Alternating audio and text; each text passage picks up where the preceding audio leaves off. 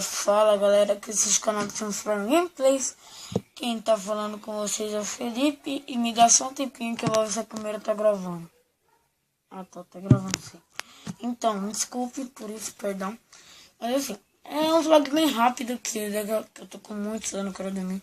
Ainda mais que eu tinha uma ferida aqui na minha perna, começou a coçar, agora tá sangrando. Já que eu tô entrando sangue com meu edredom, que eu vou dormir hoje à noite ainda, né? Minha mãe vai me matar, mas beleza. Então, galera, é um vídeo bem rápido só pra mim falar. Agradecer aos 40 inscritos. E ainda vou fazer um vídeo pra agradecer aos 45 inscritos também.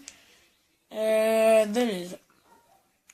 Muito obrigado a todo mundo que se inscreveu no canal, a todo mundo que dá sempre aquele like no vídeo, que me apoia, a todo mundo que adiciona os favoritos, todo mundo que pega o link e compartilha com os amigos, que fala: o canal do Optimus Prime Gameplays é um canal legal, o canal do Optimus Prime Gameplays é um canal da hora, o canal do Optimus Prime Gameplays tem jogos muito legais.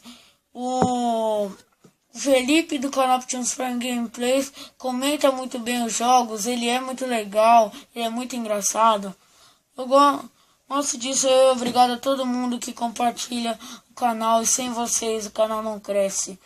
O canal vai crescer com a ajuda de vocês, e desde agora peço a ajuda de vocês para o canal continuar crescendo e um dia realizar o meu sonho, que é ter 1 milhão de inscritos, beleza? Então acho que é isso, galera. Se você gostou, dá aquele like boladão no vídeo para ajudar. Adiciona os favoritos que ajuda bastante. E se inscreve no canal para receber os próximos vídeos, as próximas séries. Você acompanha a série de Traffic Rider, que na minha opinião tá ficando muito legal. Principalmente agora que eu arranjei um novo gravador, que não buga tanto, né? Pelo menos até agora não bugou. Principalmente, então é isso. Muito obrigado por assistir e fui!